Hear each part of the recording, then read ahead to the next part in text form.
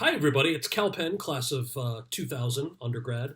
Sociology, though, North Campus. So what am I doing here? Well, I was asked to give some remarks about the interface between social sciences and physical sciences for the Physical Sciences Centennial Awards. I don't know what to tell you. I was not very good at science, but I am a huge science nerd. All my tattoos are astronomy related. Not that not that that makes you want to give me an honorary doctorate, but I guess if you did, I wouldn't say no. No, look, the intersection between obviously the social sciences, the arts, and the physical sciences is pretty incredible, and it's the type of thing, especially in a tough year like the one we've had, that people find vibrant. They find discovery fascinating and interesting, and a lot of the work that you all do is thrilling, and I hope to make lots of movies about it. So, thanks for having me. Have a great evening.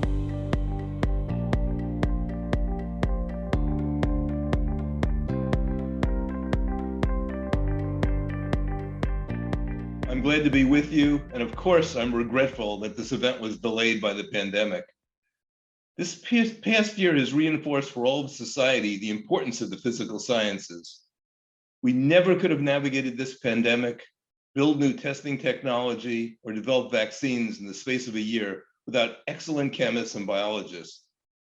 Looking beyond the pandemic to another major challenge of our time, we'll not win the war against climate change without the essential wisdom generated by all those in the atmospheric and oceanic sciences.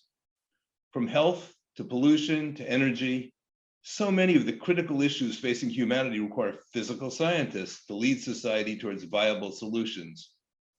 So I want to salute all of you here tonight, astronomers and physicists and chemists and mathematicians and many others. Thank you for all the work you've done to expand our knowledge and deepen our understanding of everything from cells to the cosmos.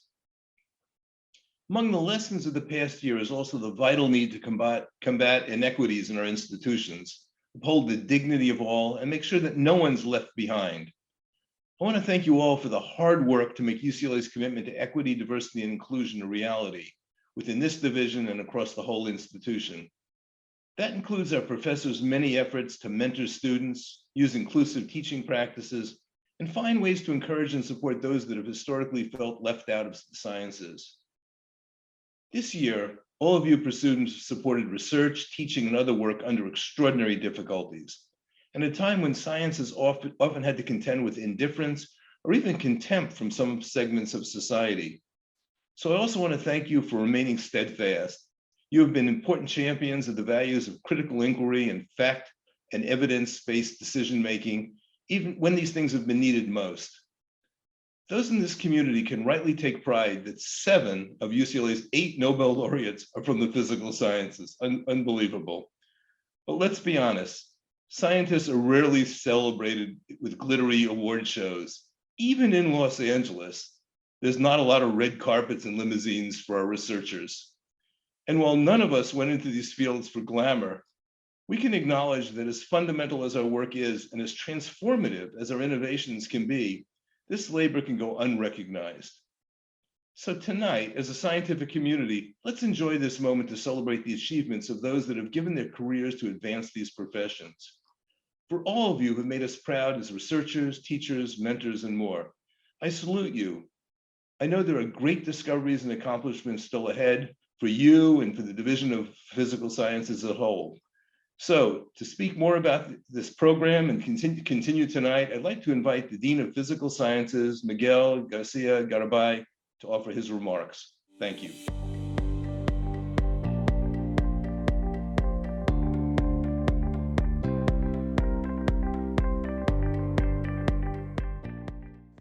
Good evening and welcome to the first ever Physical Sciences Centennial Award celebration. My name is Miguel Garcia Garibay, and I am the Dean of the Division of Physical Sciences. In January of 2020, we began preparing for an in-person gala honoring scientific excellence and commitment to education as part of UCLA's 100-year milestone. We were looking forward with great pride to celebrating this first ever class of faculty and alumni honorees in recognition of their significant contributions to science and the UCLA community. Our first in-person celebration, we plan on treating guests to short video profiles featuring a glimpse of each honoree at work doing what they do best. In early March 2020, we completed the filming of all of our faculty honorees. All aspects of our gala look brilliant and promising. However, 2 days before our first alumni honoree was scheduled to be filmed, our campus, along with much of the rest of the world, shut down. In the past 15 months, the world changed unimaginably. But our human drive for connection led us to innovate and adapt to new means of coming together, even when physically apart. This is why we decided to move forward with a virtual celebration tonight. The scientists we're honoring tonight have also changed the world for the better, impacting both UCLA and their scientific arenas in powerful, positive ways. These honorees have dedicated their careers to the caliber of research, leadership, mentorship, and education that has enabled humanity to persevere. These faculty and alumni have also continually demonstrated the level of excellence and service that UCLA is known for. Every day, they make things better for everyone around them, from students to colleagues to industry and society at large. Due to scientific discovery, which honorees this evening have contributed to, we can come together tonight from places well beyond Los Angeles. Our gala celebration can now extend to so many more of you, including family and friends who otherwise may not have been able to join us on our campus. Technological innovation also means that we are able to pick up the recording of those video profiles we put on hold more than a year ago and point the camera at our alumni wherever they happen to be. You will notice that there is a difference between those faculty videos recorded before the pandemic and the alumni videos that came after. Yet, the focus remained on allowing all of our honorees to tell their stories in their own ways. And finally, thanks to science, there is an ever-growing hope that we may all be able to be together in person soon.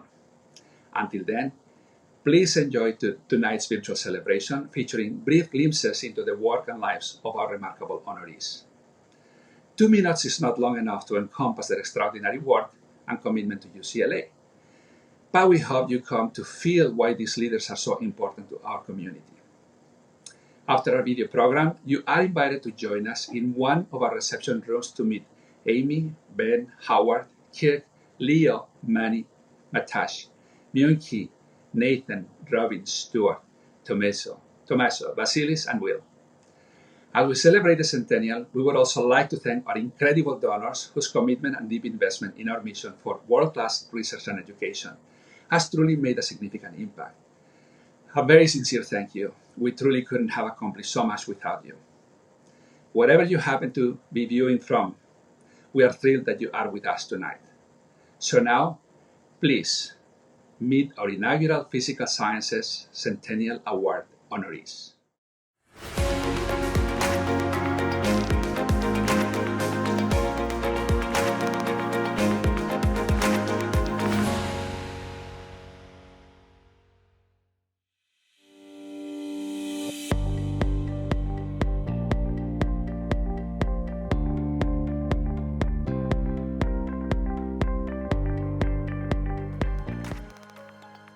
Math seems to have an especially big problem here where there's this idea that a lot of people get into their heads about, sort of this dichotomy of, oh, I'm good at math or I'm bad at math. The farther that I go in teaching, the more students that I interact with, the more I feel like there really isn't any such thing as a person who is not a math person, who is just bad at math. Maybe you've had some bad experiences with math before. Maybe you have a weaker foundation coming from high school, from middle school, something like that. Maybe you didn't learn those early skills particularly well, but that doesn't mean that you can't. A big thing that we talk about is translating English into math to then be able to solve it as a math problem, and then vice versa to be able to translate it back into English, right? So you have some problem that you want to solve and you know that it is somehow a quantitative problem, but how do you actually set it up, as a math problem? What are the variables that you choose and what are the equations that you come up with? And then, then you can solve that in the domain of math. And then how do you, the other part is also very important. Take the results of that and don't just say, oh, well, x equals 5, that's the answer. What does that actually mean, right? Turn that back into saying something about the world.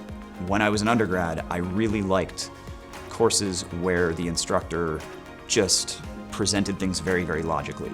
However, I've realized since then that there's so much to be said for motivating these topics. Why are we interested in studying this? Why does this matter? People who study math often then go on to apply that to some other area of science or to study engineering, computer science, software development, all these kinds of things. So I think it opens a lot of doors later on.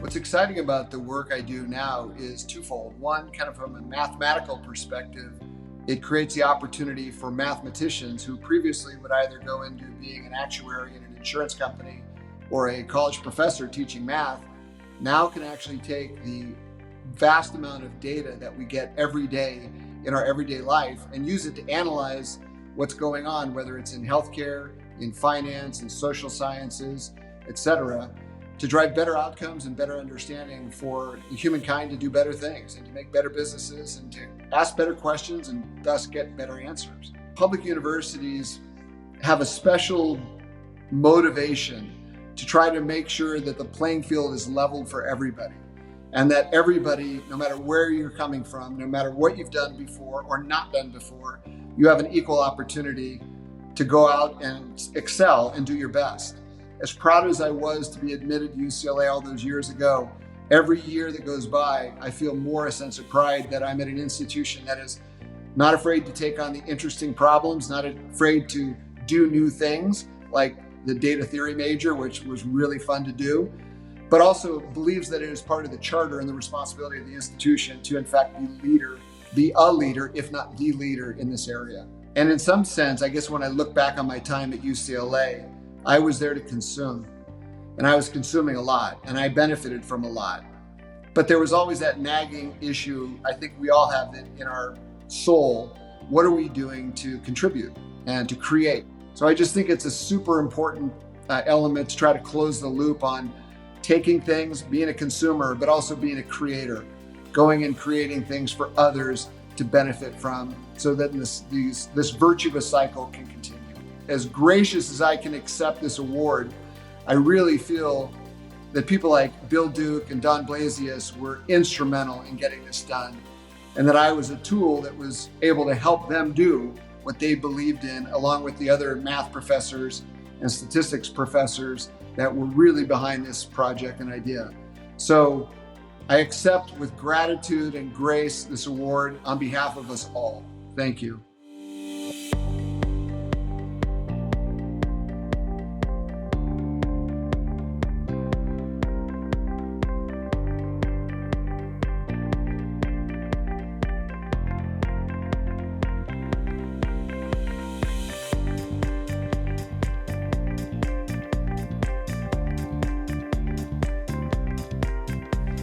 Statistics, as they say, is the subject that is used to demystify research in all fields.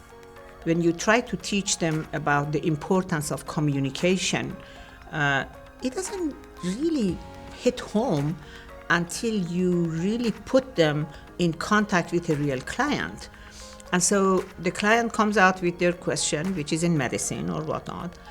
What happens here is that the student actually gets a first-hand experience of the challenge of communication. In other words, understanding the question. And what matters to me is to ascertain that my students are understanding and to ascertain that my students leave my class with the ability to learn on their own and the motivation to learn further and further. I'm not just passionate about demystifying the statistical concepts and teaching strategies. I see my students as a whole person whom I would like to help to successfully adapt to their environment.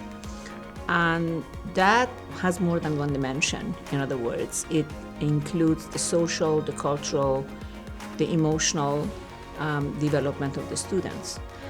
We have to make a situation where everybody collaborates with different people, and that's what we try to do in group work.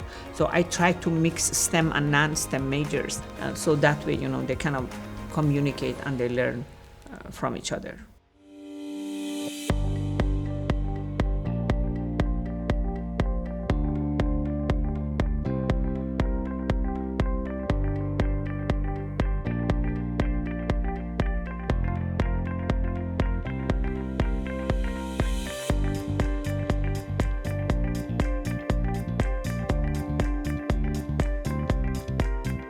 What excites me most about my job is that every day is like going to the candy store. There's a different kind of data, a new kind of problem, and I get a real charge out of being able to use my fundamental understanding of statistical theory and application to help JPL solve those problems. After graduating with a bachelor's degree in economics in 1982, I worked for a number of years in litigation support consulting in Los Angeles, and I could see how important data was and how naively it was being handled. So I decided I would go back to UCLA, the only choice really in my book, to get a PhD and do a better job of handling those kinds of data problems. I would like to say thank you to the faculty of the Department of Statistics and to the Division of Physical Sciences for the award. It's a jumping off point to develop the connections between JPL to bring graduate students over to start to work on the kinds of problems to which we need solutions. I think the way in which UCLA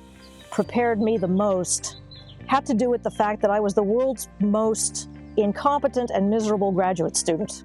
Ask any of the professors that were there when I was there. I had a very difficult time getting through, but they were so patient with me because they saw something, I think, in me that I was worth investing in, even if it did take a ridiculously long time for me to get through, and I was what probably most graduate school advisors would call a difficult case.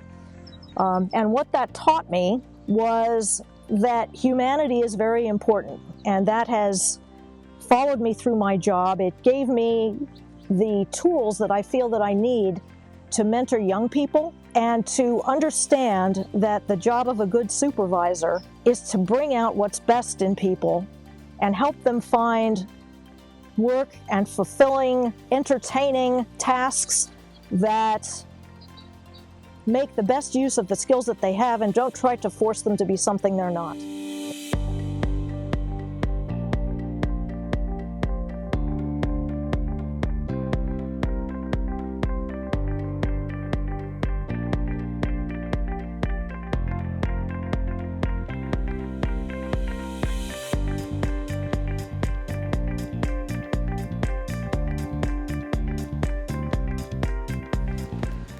So ELFIN is a too small satellite mission that was launched in 2018 in a polar orbit around the Earth in order to study what processes cause the loss of energetic electrons out of Earth's radiation belts. In any space program, you need people from all walks of life. And so ELFIN was really a microcosm of what a large space program would look like out in the industry. We needed students from all across campus to come together and share their abilities and knowledge in order to build a realistic space mission. And then students are inclined to give it their all. They're inclined to take the knowledge that they learn in their classes and apply it and prove themselves and outdo.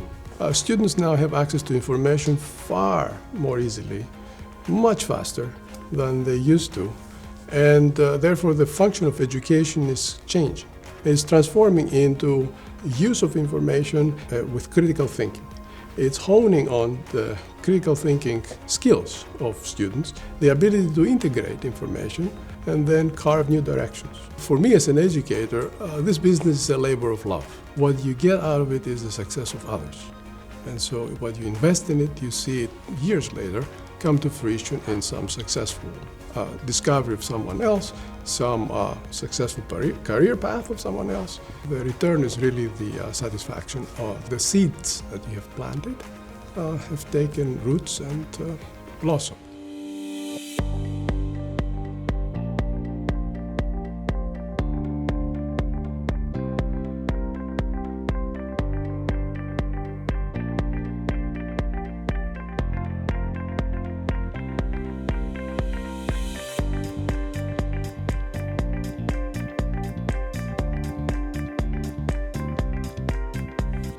A very strange career.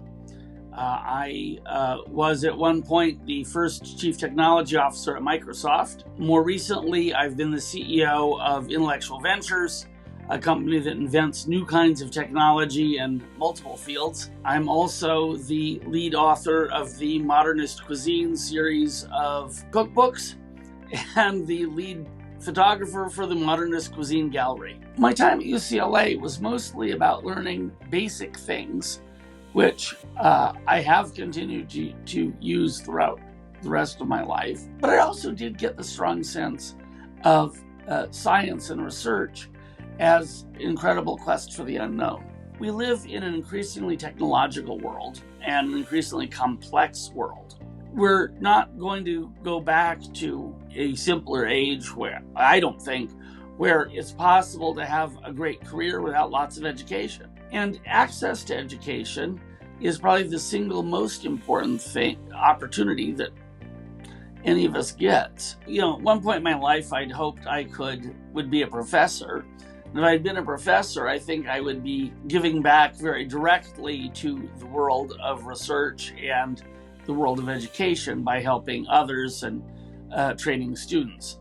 As it turns out, I didn't become a professor. So the best way for me to help out and repay some of what I benefited from at UCLA is to support research and support some of the departments financially. So I would have told freshman Nathan maybe study a little harder and be open to the possibilities of a career you didn't anticipate. Well, I'm tremendously pleased, surprised, proud. I never would have guessed then that this would be happening now, but I'm very pleased to see it.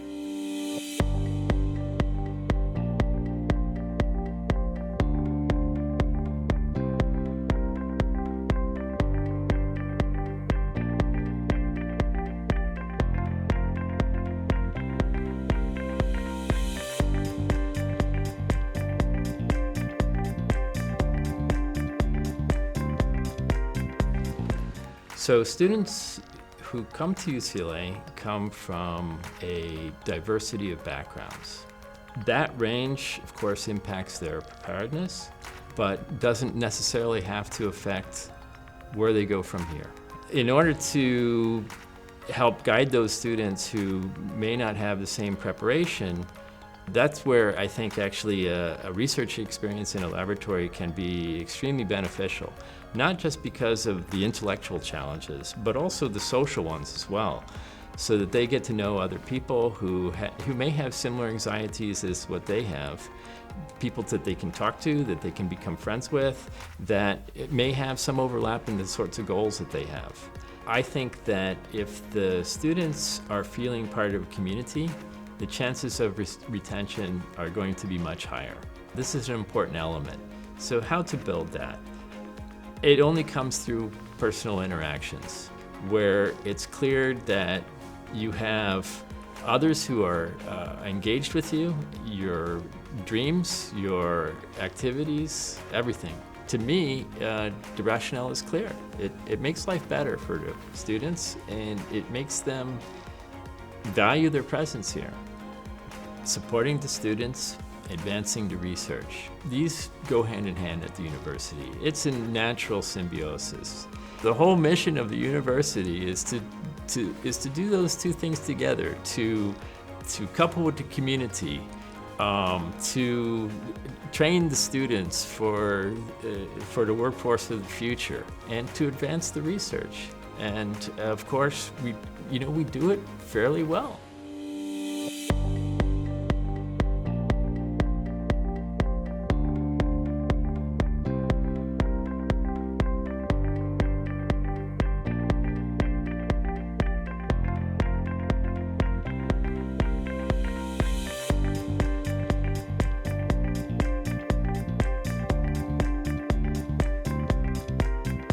The work I do today is running a company called eponymously PRESTON Cinema Systems. What we do is make devices to control camera lens and lens functions, essentially. What that does is allows the focus puller, in this case, to use the lens as an element of the storytelling. That's the part that excites me, in the sense that it's extending the ways that film directors and writers can visualize a story and realize it. I had absolutely zero idea that I would wind up doing this. What was wonderful and predictable was that the variety of courses I took in school exposed me to so many interesting aspects of our world, both in the humanities and science. This amalgam of combining the humanities and science together was something that really attracted me, and when I fell into it, I thought this was something I could do for my career. Physics gives its followers and students, I think, a unique and very broad set of tools to solve problems. I took the tools and thought about what the major problems were and how they could be solved, and it was something that other people in our field really didn't have access to. So physics finds its way just about everywhere, and students, I think, will find in the future enormous variety of niches where traditional physics might not have thought of. UCLA, I think, plays an extraordinary role in allowing our society to prosper and allowing it to continue to grow in a healthy way. It's really important to me to give back to the university. I've benefited so dramatically myself, my career and the ability to accomplish the things that I have are largely a result of the experiences I had here and the beginnings I had here. Why I continue giving is because I see the future of society is at stake. This is something that when we invest in our people, when we invest in our students, we're investing in our future. This whole sense of the award is really an acknowledgement of the value and importance of giving back. And I have to tell you that it's incredibly rewarding, and I just want to say how thrilled I am to receive this award.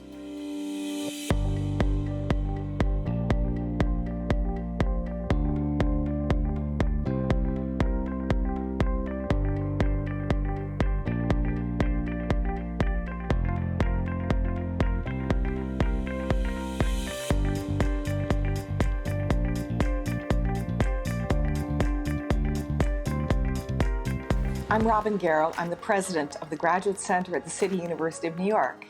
I came here almost 1 year ago. I was previously served for 9 years as the Vice Provost for Graduate Education and Dean of the Graduate Division at UCLA, where I was also a professor of bioengineering and chemistry. I think all students should study chemistry, and ideally with a good teacher. It's really empowering to be able to say that you've learned chemistry. And there's some really core mental skills that come with that. Analysis and synthesis, these are tools that will help you in whatever career you pursue. Being an educator and being a researcher, a scientist, go hand in hand. In order to really define your questions, it helps to be able to articulate them in ways that can be understood by people in general, and that includes freshmen. One of the most impactful things that happened to me early on at UCLA was when the then chairman of the department, Chuck Nobler, sat me down and he said, welcome to the faculty. As you know, in the Department of Chemistry and Biochemistry, we've won more campus distinguished teaching awards than any other department. And when we bring in new faculty, we expect that you will win this award. If I think way back, I felt like I was sort of on my own, right? So as an undergraduate, I had 2 women professors the entire time I was an undergraduate, and none while I was a graduate student. As I began mentoring students, I saw that they benefited from more close engagement, more attention to what would make each of them successful. So it wasn't about being mentored the way I was mentored. It's figuring out what would work for them and then seeing the impact when you actually do that. Talent and potential exists everywhere. Students may grow up anywhere in the world, under any circumstance, from any background, and they may have the potential to become an extraordinary scientist or educator or be involved in public service. And the mission of public universities like the University of California, or now for me at CUNY, is to make that possible for them. And at the end of the day, the benefit to the world is that we all gain from that talent put into the service of the public good and advancing our society. I'm incredibly honored and I feel very grateful to be recognized with this inaugural award. It says a lot about your leadership and about the future of UCLA. Thank you.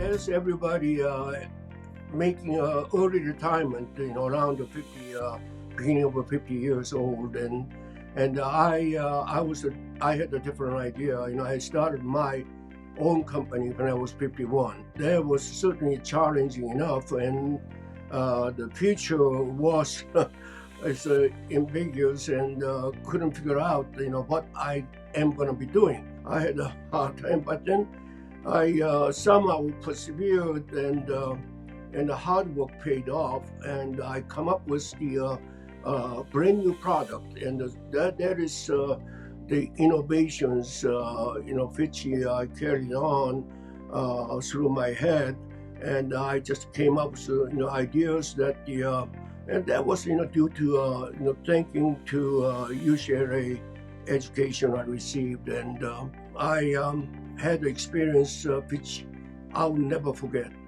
until I die. Her name was Dr. Lemnus. I had a problem of paying a tuition at the time, so non-residents paid $200 per semester, and I couldn't be able to come up with $200.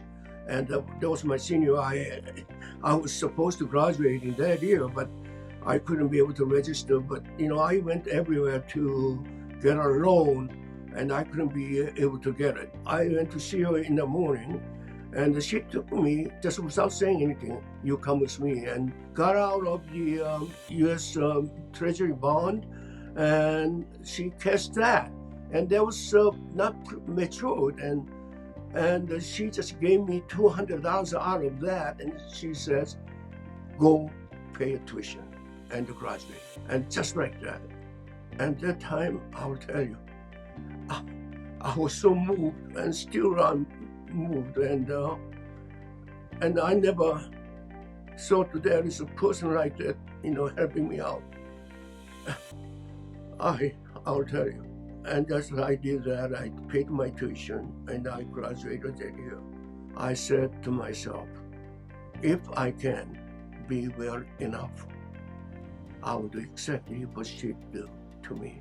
It is great honor and humble to receive this Kobler Award. Physical Science Department is giving this award, and I'm so grateful for this. And I'm highly value of the higher education and great educations I received from UCLA, and the least I can do is pay back.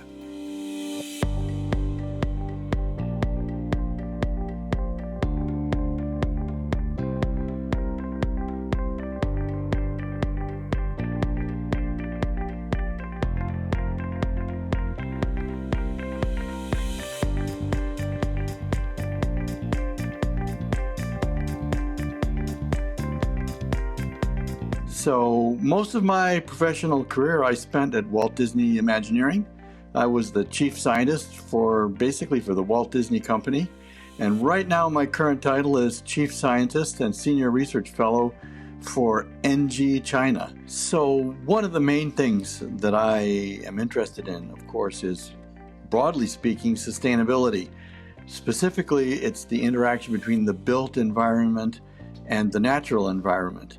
And there are avenues for a huge variety of study. There's all kinds of issues that you can look at, not just the sort of physical, mechanistic kind of ones, but there's equity issues, there's behavioral issues, there are issues of cost, of economics. Being able to go to a university like UCLA that's directly engaged with the community is a great opportunity for anyone to be able to dig really deeply into those sets of issues. So I came to UCLA in large part because studying the intersection of the built environment and the natural environment means that I have to study, or had to study, at a school that has a huge range of subject matter experts that I could learn from. So it's enormously complicated, and a little tiny, small liberal arts school simply wouldn't have the resources, wouldn't have the expertise, wouldn't have the lab space, wouldn't have all the kinds of things that I thought I was really going to need. At UCLA, I was really lucky to have faculty members that I became quite close with.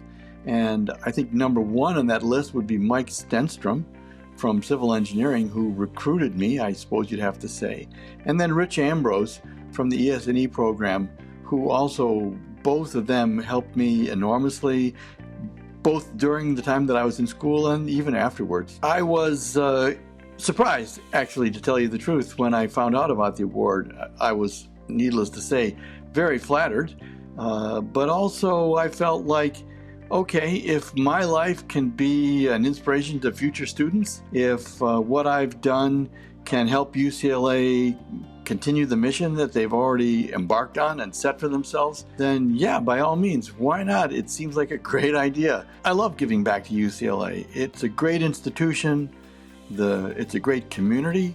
It's really focused on issues that I care a lot about. So yeah, it's an easy way for me to show that I am still engaged, I still care very much about the mission and about the people.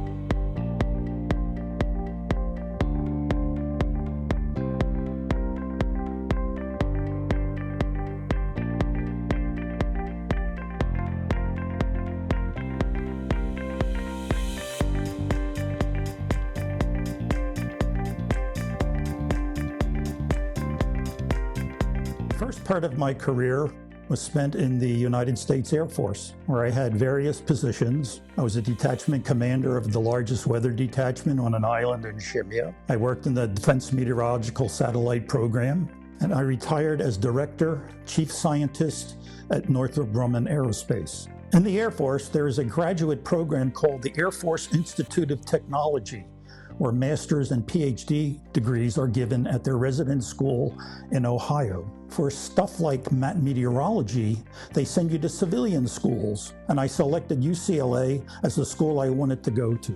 I knew that UCLA had a reputation in geophysical fluid dynamics. Professors Arakawa and Professor Yanai were leaders in the world on computing models that would follow fluid dynamics in order to forecast weather. However, I also knew of the upper atmosphere plasma physics reputation at UCLA. In the late 70s, Professor Charlie Kennel, Richard Thorne, George Sisko, and Margaret Kivelson were just starting to touch the upper atmosphere in their studies. So I selected to go to UCLA where all the action was. Obviously, Richard Thorne, my main professor, was a great confidant. The contrast was, here I was, a 31-year-old, straight-laced captain, short haircut, and Richard, British subject actually, long hair, bell-bottom pants, tie-dyed shirts, only a few years older than me. So in a sense, we were contrasted, but we were much alike. He's the one that actually taught me how to think in the way that I could look at equations so that the phenomena jumped out at you. Besides being in my private office at UCLA, which was a great thing, the place that I really enjoyed most was the gym and the track. I had a locker at the gym where I could work out, and every noon I went onto the track where I'd do a couple of jogging laps. There I saw Wilt Chamberlain, John Wooden, and there was an older professor who I don't know what her name was. She looked to be in her late 80s or 90s, and she was there every day walking, which gave me encouragement. John Wooden also gave me encouragement, but Wilt Chamberlain actually embarrassed me. As I was running around the track, he was lapping me running backwards. I am deeply humbled by such an award because I believe there are a lot more candidates out there, probably more worthy than myself. I think this award should carry on. I think it should be an incentive to future students, and I hope that it does.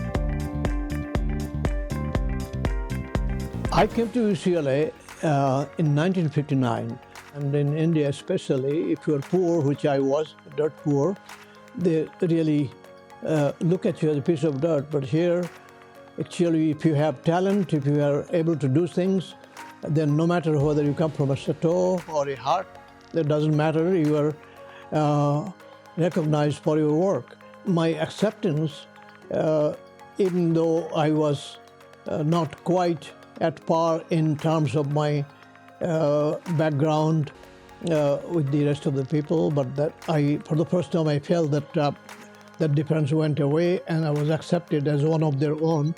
Especially when I first came, it was summer and I was able to live in a frat house.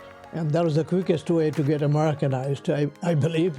The reason I chose to go to industry that I realized that although my heart was in academia, but I came from a very poor background and I had to get rid of my poverty, and there was very little chance of really to accomplish that being in academia. And so I came to the corporate research lab working on the laser beam and eventually became the head of the laser technology laser technology division at Northrop. And so I winded up staying almost the rest of my career, about 18 years at Northrop. And among other things we did, the one that really panned out is called excimer laser. You might have heard about LASIK surgery, and LASIK surgery it could not be possible without the excimer laser. But the least known part is that it opened up how to pack the chips, these electronic circuits that are used for display, for cell phone, in a very dense way, we were able to do something for humanity, and how could we be not satisfied with that? It's a misconception that once you have got enough money to live, you're going to live happily ever after. That just doesn't happen. So I am so glad that I came back to UCLA, and things have been extremely beneficial for me in terms of improving my psyche, my life, my experience, and I couldn't be happier. I was able to come because people before me paved the way for me to come, and I think it is my moral duty to pave the way for the future generations to be able to be beneficiary of the advantage that I actually was afforded. It has given me a new vision and a new experience, so to speak, that sharing is not only essential, but it is one of the most fulfilling experiences one could have. And UCLA got me the best start that I could think of.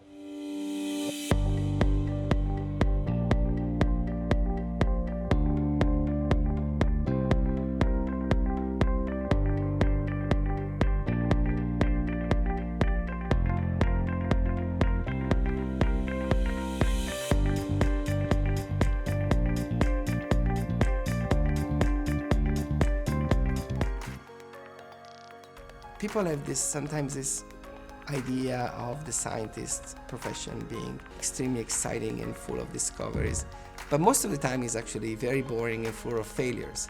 So there are very few moments of excitement, and in the middle there's like very long stretches of failure and hard work that seems to be going nowhere. So I always make the analogy that it's kind of like if you want to play, say, a basketball game, you have to train a lot and spend a lot of time in the gym. The same thing is for scientific discoveries. There's the moment of excitement that is a scientific discovery, but most of the time is really working towards that. I spend more than 100 nights at the telescope myself, and every time it's a struggle to get to sunrise. But astronomy pays you back with amazing discovery, so it's worth the effort. And so I think astronomy, in some sense, gives us a view of humans from the point of view of the universe. It kind of like makes us understand what is our place in the universe, where do we come from, where are we going, and it makes us, in some sense, feel it's a lesson in humility, that we are not that important from the point of view of the universe, but also it is a lesson in the power of the human brain, that we can comprehend things that are way beyond our experience. And I don't think it's a small feat, because one of the things that distinguishes humans from other animals, I think, is that they are not just happy to have food or have company, but they also have this curiosity to know the answer to questions that maybe sound irrelevant at first, but in the end really change the ways you see yourself in the future. For example, the discovery that the universe is not eternal, that there was a beginning of time. You may say it has no practical implications for anything, but it does have a very profound implication for understanding who we are as human beings.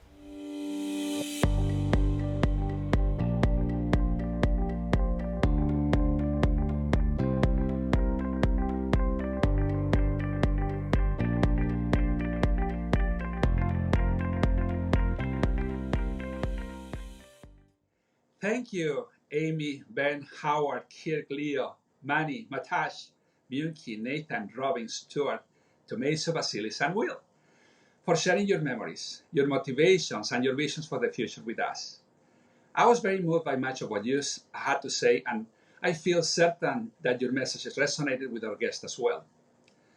I trust that all of you have enjoyed our video program, but the celebration isn't over yet. Once this session closes, you will be directed back to our virtual lobby, where you can select from a list of reception rooms. Feel free to enter any room you like and get to know our department faculty, students, and alumni, including tonight's honorees. You can go in and out of the rooms as much as you like. So please, enjoy the rest of the evening, and thank you for coming.